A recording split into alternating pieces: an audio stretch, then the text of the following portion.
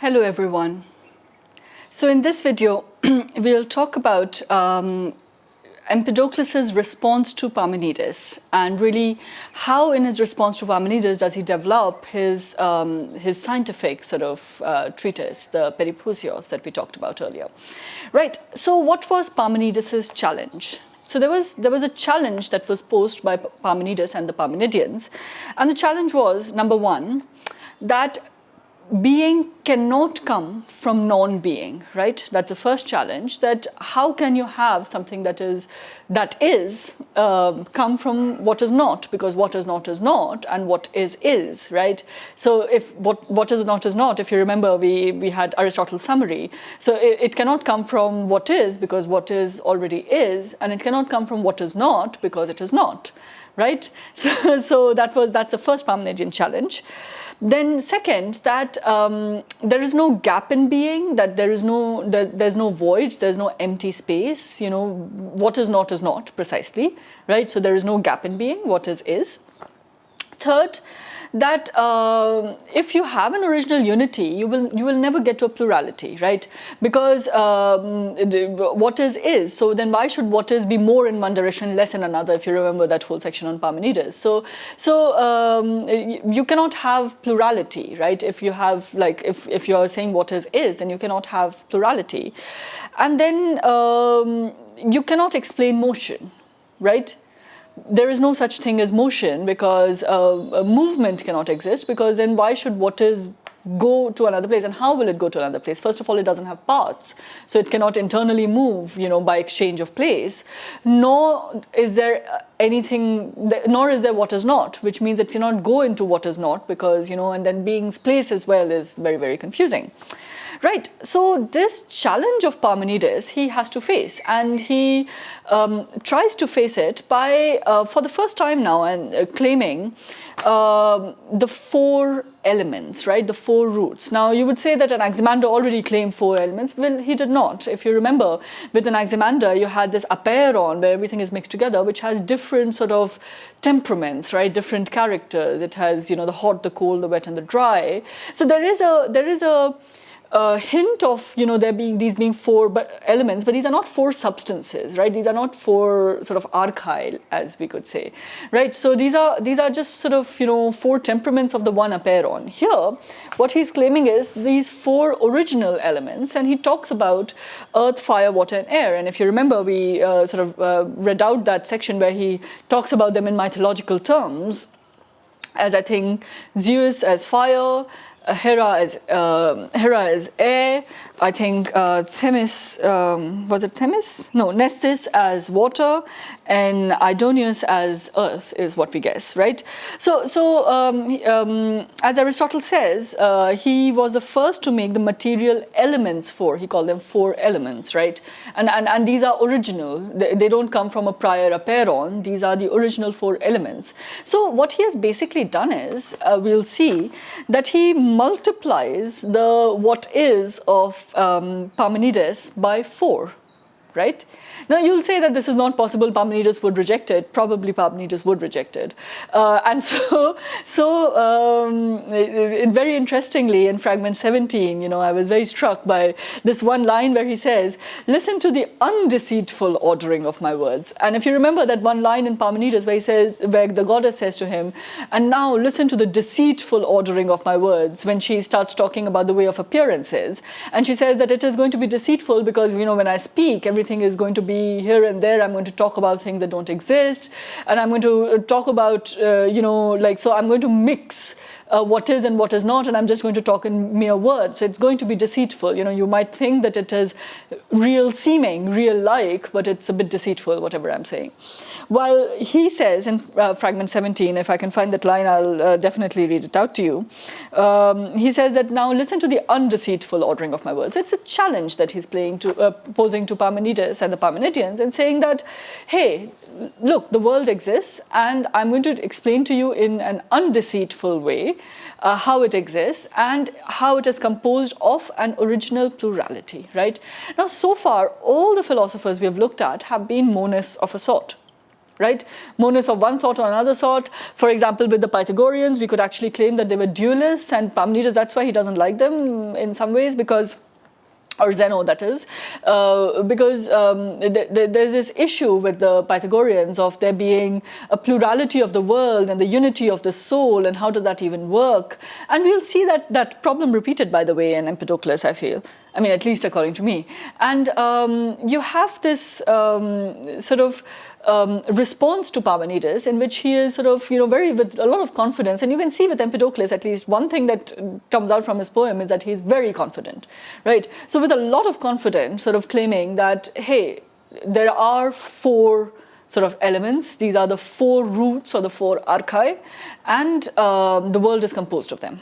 So let me sort of read out to you. First, before we go to the four roots, unlike with Parmenides and the Parmenidians, what he's trying to do here is to defend the senses. He says, well, the senses are something to be defended, and they are, there's something to be gleaned from them, something to be learned from them. In that sense, he's an empiricist, right? So he says that, so this is Fragment 2, where he says, narrow are the powers that are spread through the body, and many are the miseries that burst in, blunting thought. Men behold in their span but a little part of life, then swift to die are carried off and fly away like smoke, persuaded of one thing only, that which each has chanced on as they are driven every way. Who then boasts that he has found the whole? Not so are these things to be seen or heard by men or grasped by the understanding. You then, since you have turned aside to this place, shall learn, no further can mortal wit reach, right? So where do you get your knowledge from? Where do you learn from? From, your body, from your senses, from what you have learned from your senses. And then the other one, Fragment 3, so we have this, he says, come now, observe with all your powers how each thing is clear, neither holding sight in greater trust compared with hearing, nor noisy hearing above the passages of the tongue, nor withhold trust from any of the other limbs, any other organs or parts of the body, by whatever way there is a channel to understanding, but grasp each thing in the way in which it is clear. Right? So again, you see, and then maybe he's also challenging Heraclitus, where Heraclitus says that eyes are surer witnesses than ears, but Heraclitus, of course, probably means that, believe what you see and not what you hear through rumors. And remember, don't be like children to listening to their parents when you're listening to authorities, the so-called sort of appeal to authority fallacy that Heraclitus is attacking out there. Here, what you see is that he says that, look, all your senses are trustworthy. See with your eyes, listen with your ears, feel with your body, like touch, sight, sound, hearing, taste, like everything. So he says that, trust them, and that is where you would learn from. He says in the earlier fragment that I read, he says you will learn from this. This is where you will have any knowledge from, right? And so there's this very strong idea of the senses. He's mounting a defense of the senses over and against of Parmenides and Zeno, especially. And in fact, this could be in line of Xenophanes and Heraclitus, who will say that, well, remember Heraclitus who says, whatever I learn from eyes and ears, these I trust more, kind of a thing. And with Xenophanes, when he has this idea of, no mortal can know the entire truth. And remember, in the first fragment, you have, this is how far the mortal wit can reach. But we can at least get as close to the truth through observation. So again, a defense of observation that he's mounting.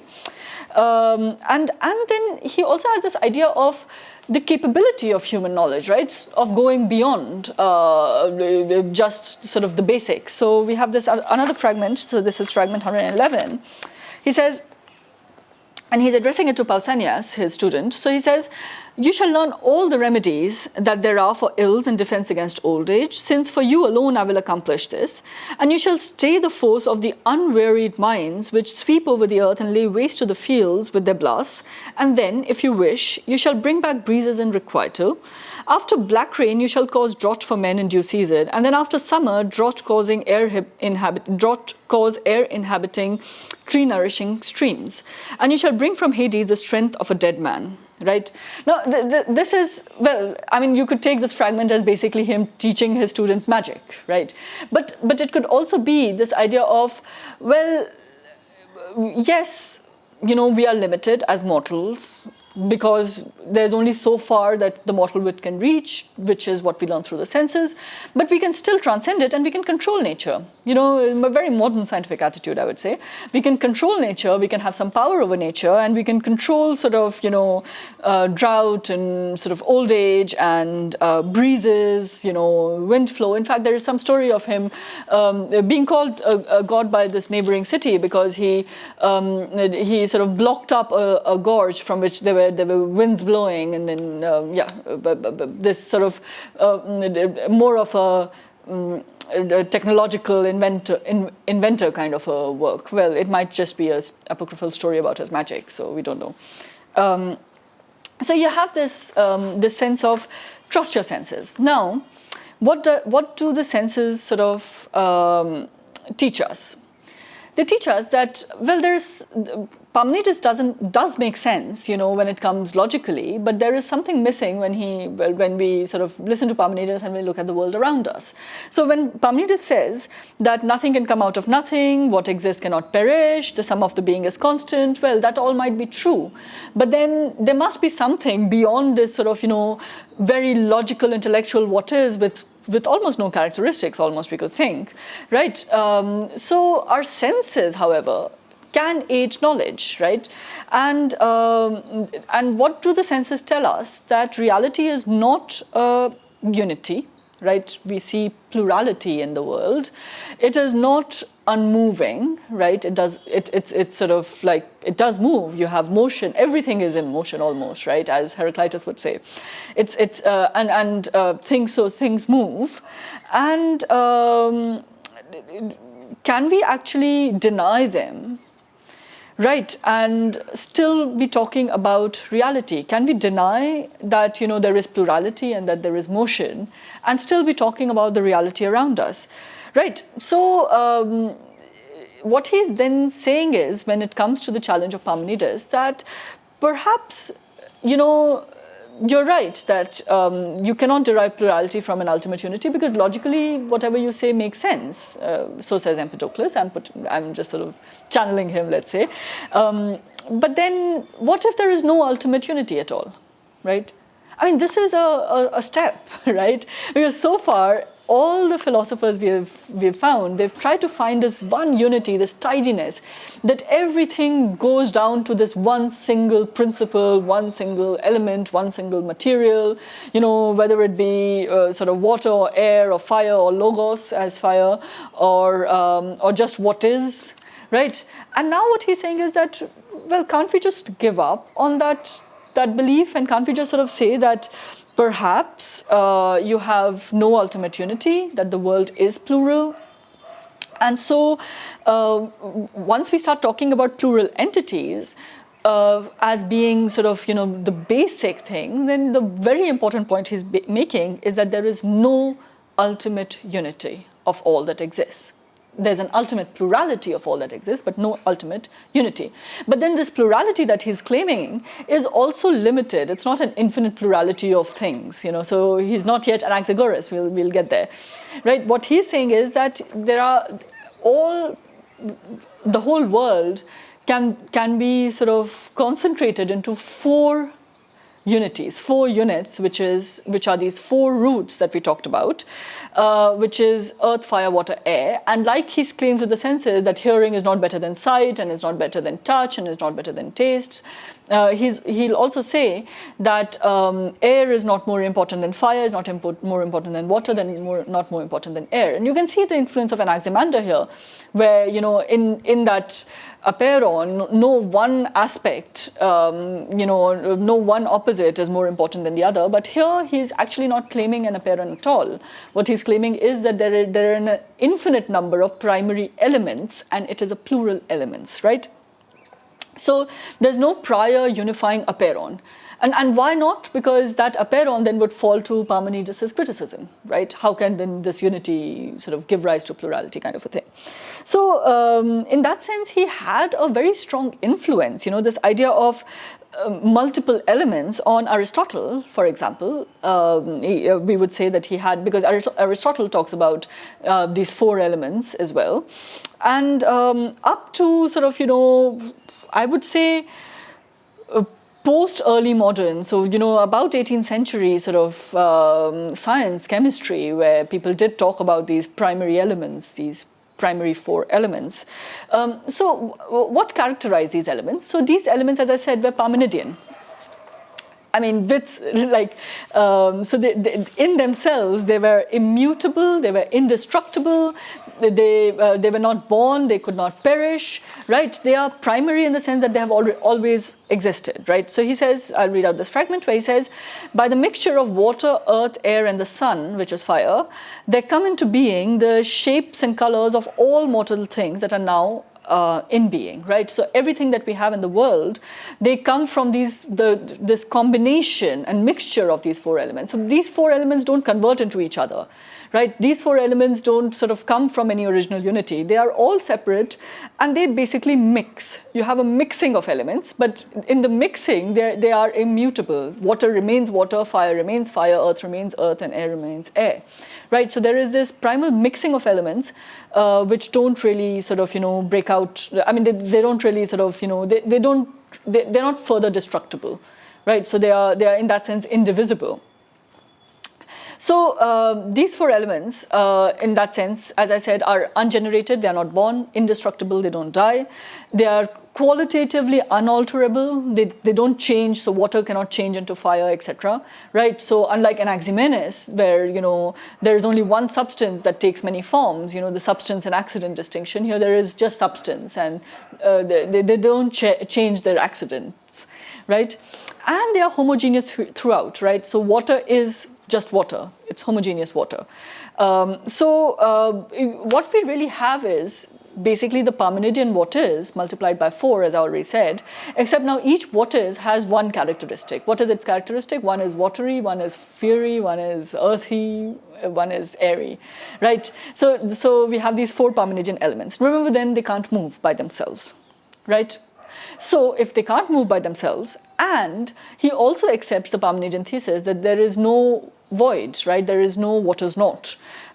So that means that there cannot be any sort of local movement. There cannot be any local motion in the elements. The elements cannot move by themselves, and there is no internal movement in the elements either, right? What happens then? How do we have motion and change? Is that the elements as a whole, I mean, like an element, one whatever, the tiniest whatever, what is of that element, can sort of take another's place. So there's an exchange of place, as which Parmenides would call deceitful ordering of words, kind of a thing, right? And they are in you don't have a single substance, water. Rather, water is composed of many little Parmenidean baby atoms of water. And we'll see the influence on atomism that comes through this. Because what he's talking about then is these indestructible, indivisible little elements, except this is a water element or fire element, right? So there is an exchange of places, and that means that water is, in that sense, divisible but composed of indivisible particles of water, or fire is divisible, composed of indivisible particles of fire, right? So he says there's no birth, or death of mortal things, but only mingling and separation of what is mingled, right? So you have this mixture, as I said, you have things mixing and separating. Now, how do they mix? Yeah. Now, first question, how do they mix in the sense of, do they mix discretely? Do they mix continuously? Do they mix, particles with particles? Do they mix sort of inside? Well, we know that there's no gap, right? There's no void. So this mixture is, this is a confusing question about how do they mix, discretely or continuously. Before we go to, the idea of motion, this part at least had an influence on atomism, on early atomism, which is Democritus, Leucippus and Democritus, where they too talk about these indivisible tiny particles, indivisible elements, small particles, and the idea of change, like the change of element as being not the sort of alteration of these indivisible particles, but of mechanical change by mixture, by mingling, rather than by this external change. So so let's get to the problem of motion. Now this is my favorite fragment, which I've been talking about, so let me read it out. Fragment 17. So the first 13 lines, we have a twofold tale I shall tell. At one time, they, that is the roots, grew to be one alone out of many. At another again, they grew apart to be many out of one. Double is the birth of mortal things, and double their failing. For the one is brought to birth and destroyed by the coming together of all things. The other is nurtured and flies apart as they grow apart again. And these things never cease their continual interchange, now through love, all coming together into one, now each again carried apart by the hatred of strife. So insofar as they have learned to grow one from many, and again as the one grows apart, grow many, thus far do they come into being and have no stable life. But insofar as they never cease their continual interchange, thus far they exist, always changeless in this cycle. Yeah? And let me see if I have another part of this.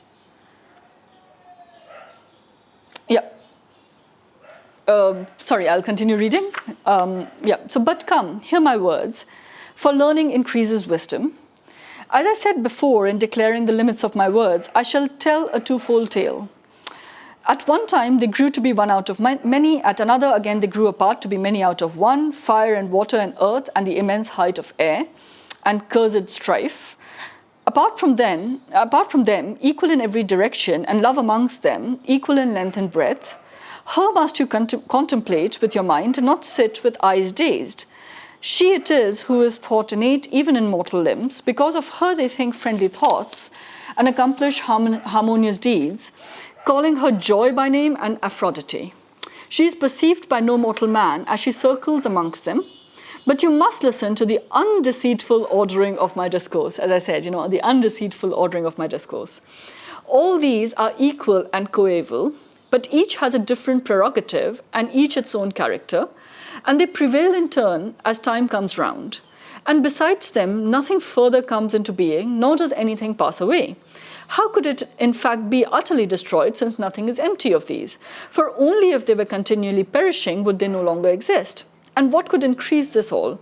Whence could it have come? No, there are just these, but running through one another, they become different things at different times, and yet ever and always the same. So sorry, pretty long fragment, but I thought you should hear the whole of it, because you can see the very, very, very strong influence of Parmenides and the answer he's making to Parmenides. And also, he gives us that. He says, listen to the undeceitful ordering of my words. So what is coming out here? So first he mentions the four roots, right? He talks about earth, fire, air, water. And then, very importantly, he brings up the problem of motion, right? How do they move? They don't come into being, they don't die, right? They are Parmenidean elements, as we just said. So they cannot move by themselves. So that means that there must be some external motivation, right? And this external motivation he calls love and strife, right? Love, and he also calls her Aphrodite, as you saw, right? So is this goddess who works as this power of attraction, or you can think of it mechanically as a force, right? It's a force in which things are attracted to each other, and strife is a force in which things are repulsed by each other. So, right? So now, external to the elements, he has introduced these two forces, which are the forces of attraction and repulsion, and which is why Aristotle was happier with him than he was with the earlier sort of thinkers, the Milesians, for example, because for them motion was within, right? It was eternal motion. Water itself moved. Here, water doesn't move, earth doesn't move. These things would be still. It's a very Newtonian sort of, they will rest in the same place until acted upon by an external force. So you have this idea of these four elements just would have remained four elements if they didn't have these forces of love pulling them together and strife sort of separating them and pushing them apart, right? So since the effects of these are sort of contrary of love and strife, and both are active at the same time, so they like with Heraclitus, they sort of represent opposite tensions. In anything that you have, any composite object has forces of attraction and forces of repulsion sort of acting against each other. Right, and as with Heraclitus again, since it is only when you have this struggle, when you have the struggle between opposites, the struggle between contrary forces, that the world can exist. So let's say if only one prevailed, right? If only love prevailed, let's say, then everything would sort of become one single mass, a single sphere. We could imagine. And if only strife prevailed, then everything would be blown apart, and then you would not have any existence at all. So you have this continuous struggle between love and strife, and a preponderance, as he says, of any of them would lead to the breakup of the cosmos. Your cosmos would not survive if any one of them existed. So you can see the Heraclitean sort of harmony of opposites sort of concept sort of playing out here. And in that sense, when he talks about life, when he talks about cosmos, when he talks about biology, you will see that it is constantly a question of the tension of opposites resulting in a cosmos. Yeah. So in that sense, since both are active, right? Love and strife are both active. This means that you will never have a permanent state of mixture or separation, right? Which means that you would have, well, at least Empedocles claims that you will have an alteration. You will constantly have this alternation of a world where, and this becomes a bit of an Anaximander idea, more than a Heraclitean idea.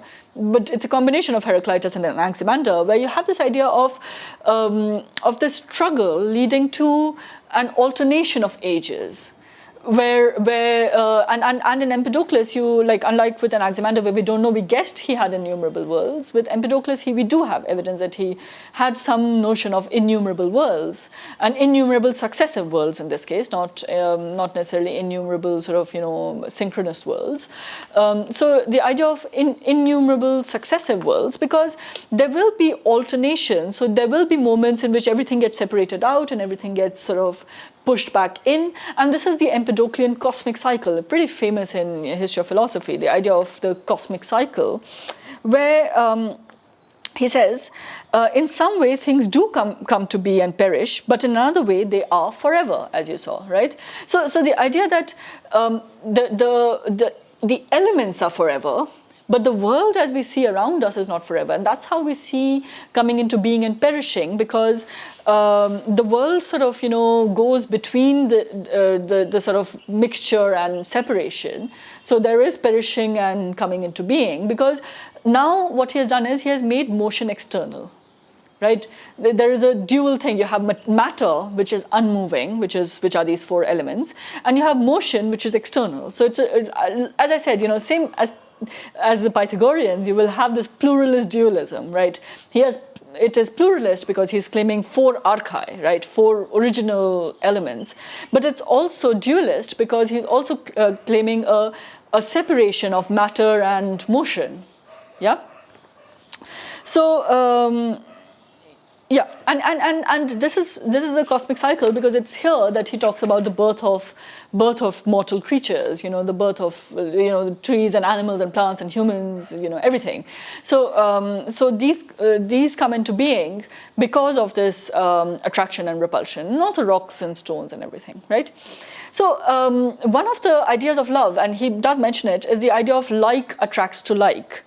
But the other idea of love is that of attraction between dissimilars. So we don't know which one is going on, so which one is which world, but we have this idea here, at least from the rest of the fragments, that actually for him, when he talks about the power of love, he is not simply talking about like attracts to like, but like attracts to unlike, in the sense that you have the attraction of dissimilars, which forms the sphere, right? Everything coming together.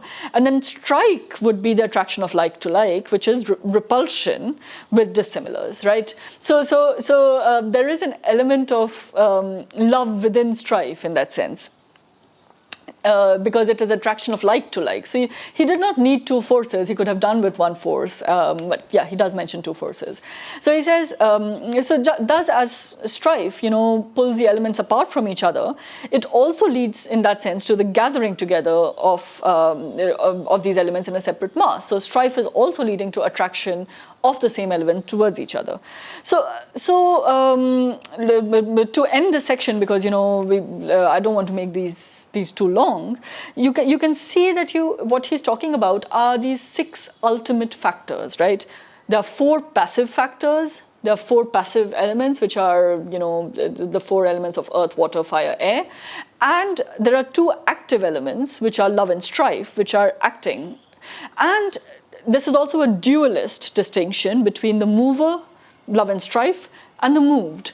And this distinction will, gain greater traction, will gain greater force with later philosophers, where later you will have a full distinction. And in fact, this continues on into classical physics, where, with Descartes or with Newton, you have this distinction between mechanical force and inert matter. So, Newton's law of motion, where he says anything would continue to remain in a state of perpetual rest until acted upon by an external force. Well, he says perpetual rest and perpetual motion, but yeah, so this idea of things remaining at rest, unless acted upon by an external force. So this idea is extremely, extremely important. And this is something that is the seeds of it which are there in Empedocles, but please do remember that when he does talk about the active force, so when he does talk about love and strife, it is not just physical and mechanical sort of love and strife he's talking about, like with Descartes or Newton or later scientists, but with him it's actually, or with Aristotle as well to some extent, but for him it is also something that is internal, which is psychological. So when he's talking about the soul, when he's talking about attraction and distraction, so when he says, when we say attraction between dissimilars or something, there is also a sort of Hesiodic sexual element in it. It is the love of the elements is also, the attraction of elements from inside them, kind of a thing. So it's a tricky sort of, it's a very complex web to unentangle in this case. Anyway, so in the next video, I'll talk about the cosmic cycle for the most part, and then in the final video, we'll talk about purifications. Thank you.